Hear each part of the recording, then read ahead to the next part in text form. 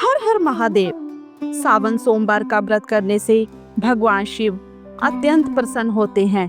लेकिन क्या आप जानते हैं कि इस व्रत को तोड़ने की भी एक विशेष विधि होती है जिसे व्रत पारण कहा जाता है। आइए जानते हैं सोमवार व्रत पारण की संपूर्ण विधि। प्रातःकालीन की तैयारी। व्रत वाले दिन पारण से पहले सुबह जल्दी उठे, स्नान करके स्वच्छ वस्त्र पहने और भगवान शिव का पूजन करें। शिवलिंग पर जल, दूध, बेलपत्र, धतूरा, गंगा जल से अभिषेक करें। ओम नमः शिवाय मंत्र का जाप करें। हो सके तो ओम नमः शिवाय मंत्र का जाप 108 बार करें। अब आगे व्रत कथा और आरती। व्रत पारण से पहले व्रत कथा का पाठ करें और शिव चालीसा या शिव आरती करें। वीडियो के अंत में आपको सावन के सोमवार की व्रत कथा उपलब्ध कराई जाएगी। पारण का समय और विधि। व्रत का पारण दोपहर या शाम को किया जाता है। पहले भगवान शिव को भोग लगाएं, फिर स्वयं भोजन ग्रहण करें। भोजन हमेशा सात्विक होना चाहिए। पारण में क्या खाएं? अगर आपने फलाहार व्रत किया है तो साबूदाना खिचड़ी, आलू, दूध, फल आदि से व्रत खोल सकते हैं। अगर आपने निर्जल या अन्न व्रत रखा है तो बिना लहसुन प्याज वाली खिचड़ी, दही, चावल, रोटी, सब्जी खा सकते हैं। इस दिन दान पुण्य करें। व्रत के पारण के बाद गाय, ब्राह्मण या जरूरतमंद को अन्न, वस्त्र या दक्षिणा दान करें। इससे भगवान शिव की विशेष कृपा प्राप्त होती है। शिव का स्मरण करें। पारण करते समय बार बार ओम नमः शिवाय मंत्र का जाप करें। मन में भगवान शिव के प्रति आस्था और भक्ति बनाए रखें। व्रत पारण करते समय सोमवार व्रत कथा को अवश्य सुनें। चलिए शुरू करते हैं सोमवार व्रत कथा।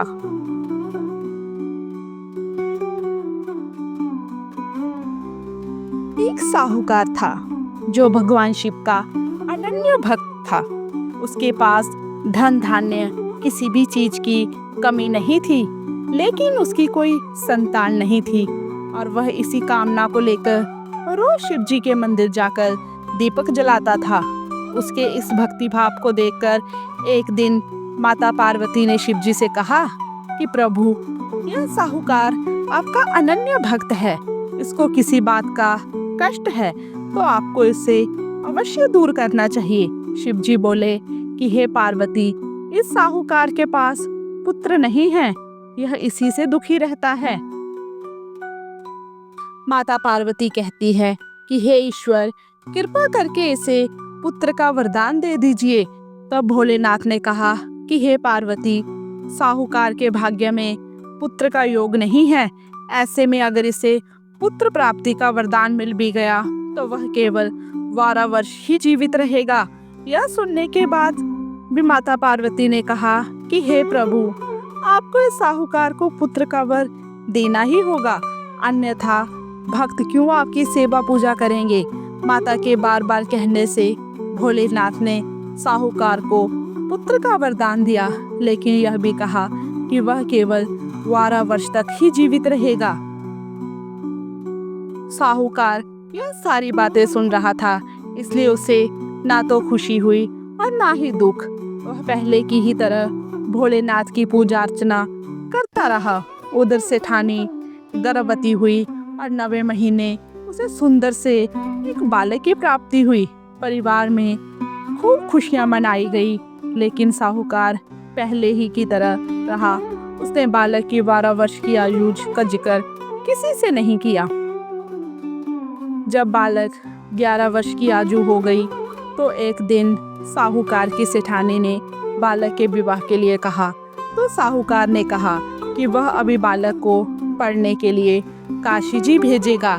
इसके बाद उसने बालक के मामा जी को बुलाया और कहा, इसे काशी पढ़ने के लिए ले जाओ और रास्ते में जिस भी स्थान पर रुकना वहाँ यज्ञ करते और ब्राह्मणों को भोजन कराते हुए आगे बढ़ना। उन्होंने भी इसी तरह करते हुए जा रहे थे कि रास्ते में एक राजकुमारी का विवाह था। जिससे उसका विवाह होना था वह एक आंख से काना था।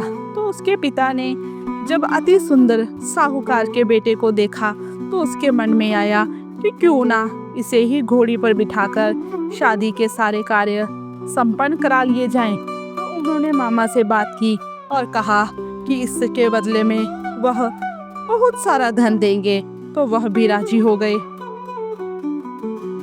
इसके बाद साहूकार का बेटा विवाह की वेदी पर बैठा और जब विवाह कार्य संपन्न हो गए तो जाने से पहले उसने राजकुमारी की चुनरी के पल्ले पर लिखा कि तेरा विवाह तो मेरे साथ हुआ है, लेकिन जिस राजकुमार के साथ आपको भेजेंगे वह तो एक आंख से काना है।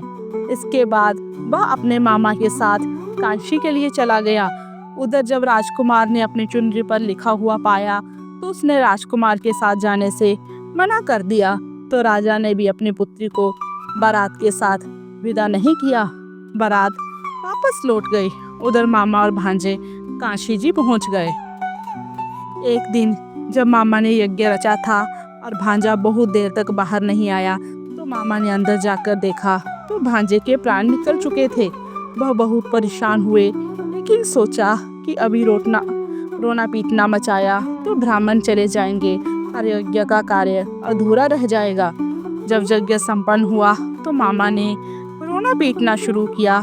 उसी समय शिव पार्वती उधर से जा रहे थे तो माता पार्वती ने शिव जी से पूछा, हे प्रभु, ये कौन रो रहा है? अभी उन्हें पता चलता है कि यह तो भोलेनाथ के आशीर्वाद से जन्मा वही साहूकार का पुत्र है।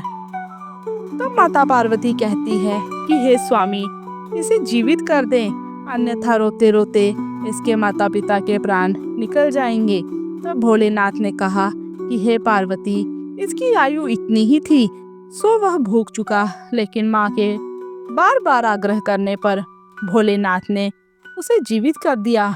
लड़का ओम नमः शिवाय करते हुए जी उठा और मामा भांजे दोनों ने ईश्वर को धन्यवाद दिया और अपनी नगरी की ओर लौटे।